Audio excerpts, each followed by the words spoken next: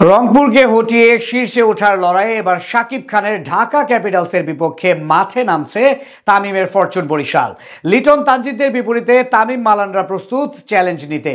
এদিকে শেষ দুই ম্যাচ জিতে ভালোভাবে টুর্নামেন্ট শেষ করাই লক্ষ্য ফিজ পেরেরাদের কাছে। বিপরীতে নিজেদের সেরা ক্রিকেটারদের নিয়ে মাঠে নামবে বর্তমান চ্যাম্পিয়নরা। সব মিলিয়ে দুই দলের একাদশ ও শক্তিমত্তা নিয়ে বিস্তারিত জানবো রিপোর্টে। এবারের বিপিএল আসরে বড় চমক ছিল সাকিব খানের ফ্রাঞ্চাইজিতে আসা। যদিও বিপিএল শুরু হতেই মুচড়ে পড়ে ঢাকা ক্যাপিটালস। প্রথম 6 ম্যাচেই জয়হীন থাকে থিসারা পেরেরার নেতৃত্বাধীন দলটা। জয়ের খোঁজে থাকা ঢাকা প্রথম জয়ের দেখা পায় সিলেট পর্বে গিয়ে। তবে সবশেষ টানা 2 ম্যাচে জয়ে কিছুটা আশার আলো খুঁজে পায় ক্যাপিটালসের ক্রিকেটাররা।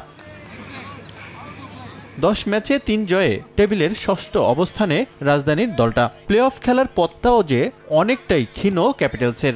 তবে এখনই প্লে অফ খেলার হাল ছাড়তে রাজি নয় ঢাকা, লড়াই করে যেতে চায় শেষ অবধি। ব্যাটসম্যানরা বোলাররা সবাই খুব ভালো টাচে আছে। একটা টুর্নামেন্ট মানে প্রথম দিকের চেয়ে লাস্ট দিকটা ইম্পর্টেন্ট, যে টিম ব্যাক করছি আমরা। তো আশা করি ইনশাল্লাহ 2টা ম্যাচ ভালোভাবে উইন করলে সেকেন্ড রাউন্ডে কনফার্ম হবে।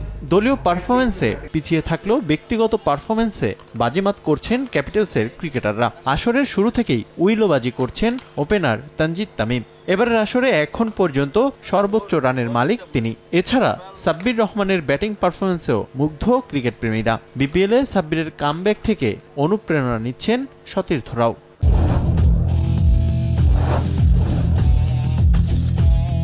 ডাউন অর্ডারে হোক, একটা ব্যাটসম্যান যদি রানে থাকে তো এটা টিমের জন্য অনেক ভালো দিক।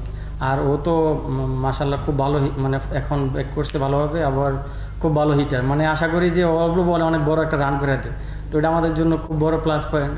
তো আশা করতেছি যে ইনশাল্লাহ 2 ম্যাচও ভালো করলে আমাদের টিমের জন্য ভালো হবে। এবারের বিপিএল ড্রাফটে দল পাননি নাজমুল ইসলাম অপু। ড্রাফটের বাইরে থেকে পরবর্তীতে অপুকে দলে ভেড়ায় ঢাকা ক্যাপিটালস। তবে এবারের আসরে ভালো পারফর্ম করে পরবর্তী বিপিএল ড্রাফটে আলোচনায় থাকতে চান তিনি।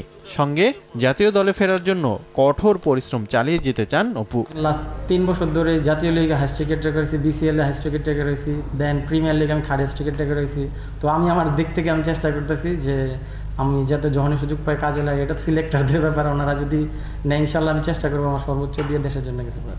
এবারের আসরে 6 ম্যাচ খেলে 3 উইকেট নিজের নামে যোগ করেছেন নাজমুল ইসলাম। বিপিএল এর শুরুতে যতটা ঢাকঢোল পিটিয়ে আরম্ভ করেছিল ঢাকা ক্যাপিটালস, শেষ দিকটা যেন ততই মলিন তাদের জন্য। টুর্নামেন্টে তাদের প্রতি ভক্তদের আকাশ সমান প্রত্যাশা থাকলেও তার কিঞ্চিত পরিমাণ পূরণ করতে পেরেছেন সাব্বির লিটনরা।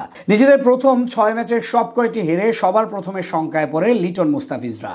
যদিও শেষ 4 ম্যাচে 3টি জিতে ক্ষীণ সম্ভাবনায় প্রাণ ফিরায় রাজধানীবাসীর প্রতিনিধিরা। তবে ততক্ষণে বড্ড দেরি হয়ে গেছে।